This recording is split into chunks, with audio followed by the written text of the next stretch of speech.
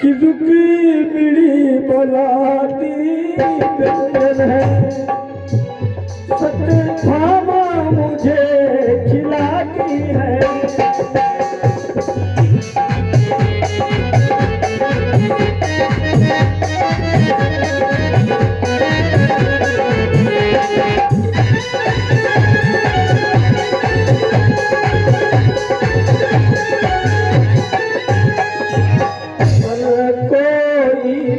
पत्नी देवी इतना स्वाद दे पाती है।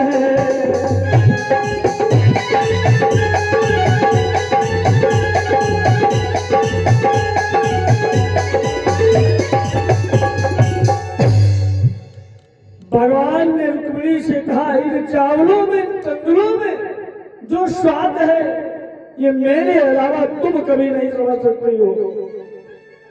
मैं जानता हूं तुम इन चावलों को क्यों खाने से रोकती हो। तुम सोचती हो कि मैंने एक मुट्ठी में एक लोग दे दिया, दूसरे में 2 लोग दे दिया, तीसरी खाई तो 3 लोग इसको दे दूंगा।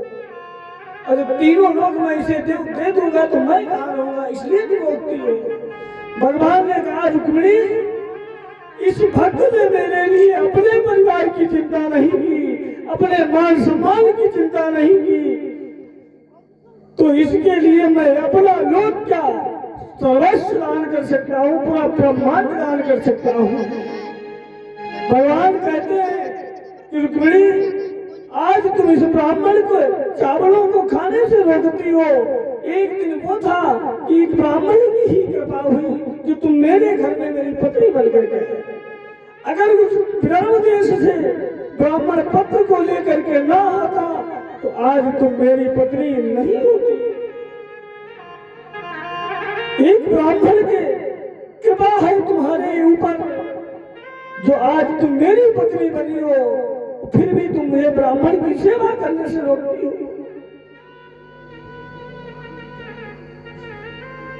रुक्मिणी ने कहा, प्रभु मुझे क्षमा कर दीजिए, मुझसे गलती हो गई।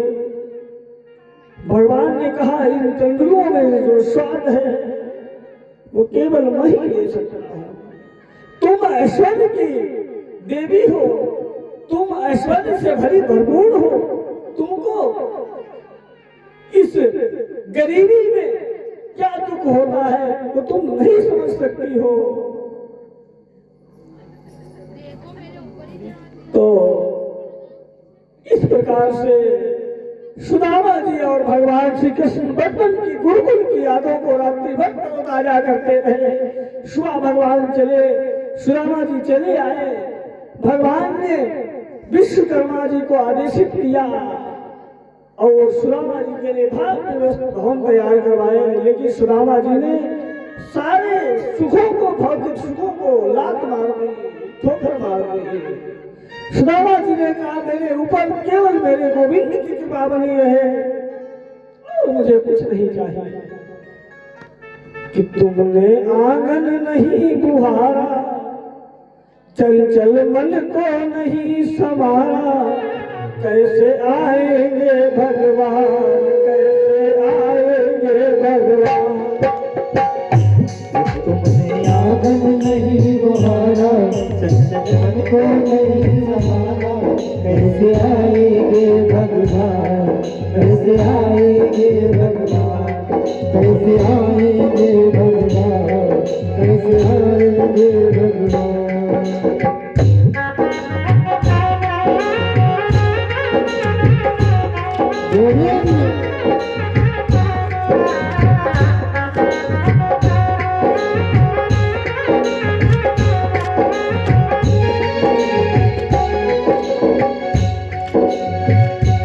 हर कोने कलमश कसाय की लगी हुई है ढेरी, हर कोने कलमश मसान की लगी हुई है ढेरी। नहीं कहीं भी किरण ज्ञान की हर कोठरी अंधेरी, कहीं पर किरण चांद की हर कोठरी अंधेरी।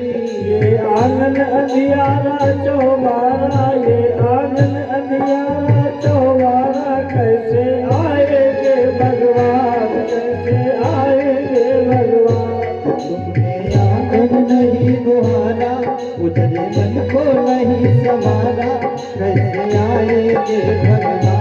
कैसे आएंगे भगवान।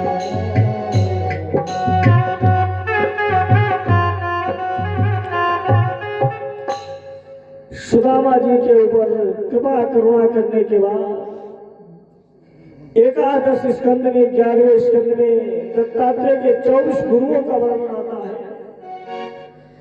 जिसमें दत्तात्रेय जी ने अजगर को, कबूतर को, वैश्या को, कुमारी कन्या को, सबको गुरु बनाया। 24 गुरुओं की कथा की है। किसको जिससे जो भी शिक्षा मिलती चली उसको गुरु बनाते गए। फिर 9वें विष्णु की कथा और 12वें स्कंद में महाप्रलय का वर्णन मार्कंडेय जी के द्वारा करार विंदेन पदार विंदम मुखार विंदे विनिवेशयन्तम बटस्य पत्रस्य पुटे शयानम बालम मुकुंदम हंसाय सुना। फिर राजा परीक्षित को कलयुग वर्णन सुनाते हैं कि कलयुग में लोग विधर्मी हो जाएंगे, तो भगवान कलिक अवतार लेंगे। उनके हाथ में लंबाती हुई तलवार होगी, काले रंग का घोड़ा होगा और सारे विधर्मियों का एक तरफ से सर काटते हुए चले जाएंगे। अब भगवान का अवतार किस वेद को होगा ये भी भागवत में लिखा हुआ है।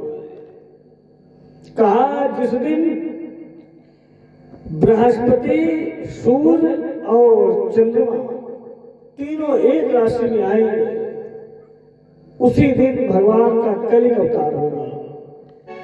अब ये कब आएंगे, ये भारतवर्ष की ज्योतिष गणना बता सकती है। संबल ग्राम में भगवान का अवतार होगा। और दूसरी बात ये लिखी है कि कलयुग में, जब कलयुग का अंतिम चरण आएगा, अभी तो प्रथम चरण चल रहा है, तब मनुष्य की आयु होगी मात्र 32 वर्ष। उसी में पैदा होना, बड़े होना, जवानी, बुढ़ापा सब 32 वर्ष में। ये भागवत महापुराण में लिखा हुआ है। अब इधर 7वां दिन आने वाला है।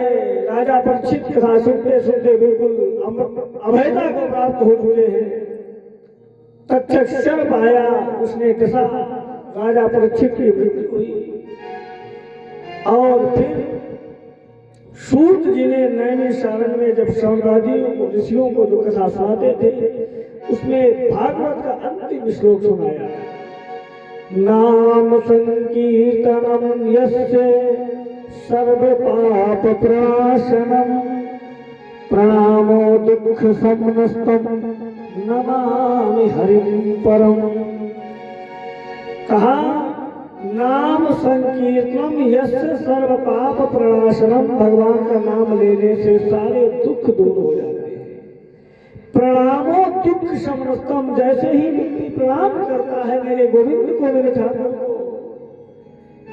वैसे ही प्रणामो दुख समस्तम नमामि हरिं परम। ये भागवत महापुराण का अंतिम श्लोक ठाकुर जी को प्रणाम करते हुए भागवत महापुराण की कथा को विराम बनाया गया।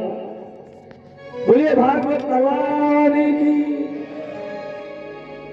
ठाकुर जी की ऐसी कृपा हुई, निरंतर 7 दिनों से हम आप इस भागवत महापुराण की ज्ञान गंगा में ओतप्रोत हो रहे थे।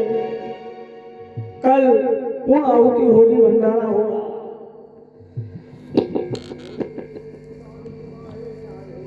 ईश्वर की बड़ी कृपा होती है। लोग तो कहते हैं कि बुढ़ापे में भजन करेंगे, युवा अवस्था में जिसका मन भक्ति में लग जाए, ठाकुर जी में लग जाए, समझ लो उससे बड़ा इस संसार में भक्त कोई नहीं हो सकता है। ईश्वर की कृपा सबसे बड़ी है। जिस बात पिता के पुत्र उसके सामने भगवान की भक्ति में लग जाए, धन्य है वो पिता, उसके पूर्वज। ये संस्कार होते हैं। आपके पुत्र श्री अनुज कुमार शुक्ला मोहन जी, जो मौसा जी हैं, उनके हृदय में भागवत सुनने की इच्छा जागृत हुई। ये आपके पूर्वजों का संस्कार है, पूर्वजों की आशीर्वाद है। युवावस्था में लोगों के अंदर नौटंकी ड्रामा कराने की इच्छा जागृत होती है और सरलता से निरंतर 7 दिनों से, वैसे तो हमारे रिश्तेदार हैं, पुत्रवत हैं, उनके लिए हम पुत्र के समान हैं। कुछ भी कहें कभी हमें खराब नहीं लगता, और पहली बार कहते नहीं क्योंकि शिक्षित व्यक्ति संस्कारित है, और कह भी जाए तो पिता तुल्य है। लेकिन इन 7 दिनों में मैंने देखा कि इतनी ज्यादा श्रद्धा भाव से कि कोई कुछ भी कहे, इतना बड़ा प्रोग्राम, दुनिया के लोग, अब इस दुनिया में तो 75% लोग सिद्धि हो चुके हैं, कब क्या बोल जाएंगे कोई भरोसा ही नहीं। उन सबको लेकर के चलना, सुनना सबकी, और फिर भी किंचित मात्र उनके हृदय में कोई ग्राही नहीं। ये क्या है? ठाकुर जी की विशेष कृपा है, आपके पूर्वजों की ये कृपा है उनके ऊपर। ये संस्कार जो आपने दिए ये प्रकट हुए, नहीं तो विदेश में रहने वाला, बाहर रहने वाला व्यक्ति, घर से बाहर निकलो विदेशी होता है। अंग्रेजी सभ्यता में रहने वाला व्यक्ति, पढ़ने वाला व्यक्ति भागवत कथा सुनने की बात करेगा। जिसने 4 शब्द अंग्रेजी की का हिंदी के ही पढ़ लिए, वो तो सुनने में, अरे हमने पूरी पढ़ रखी है, टीवी पे देख रखी, क्या जाएगा। और जिसने इंग्लिश से ही मेन से इंग्लिश को बनाया हो, अंग्रेजी भाषा को बनाया हो, उसका मन भागवत में लगे, ईश्वर की कृपा है। ऐसा पुत्र जिस कुल में उत्पन्न होता है, उस कुल की 3 पीढ़ी आगे की 3 पीछे की सब स्वर्ग को चली जाती है, नहीं कहे। ये भगवान का कहना है, भागवत कहती है।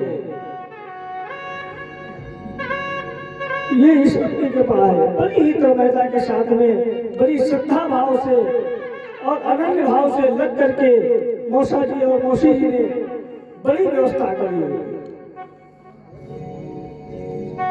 और किंचित मात्र उनको आलस्य भी नहीं आया। ये सब मेरे ठाकुर की कृपा है।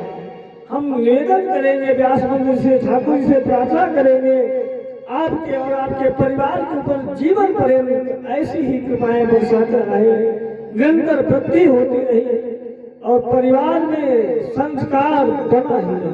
क्योंकि जिसका संस्कार बच गया उसका सब कुछ बच गया। बोले गोविंद भगवान की।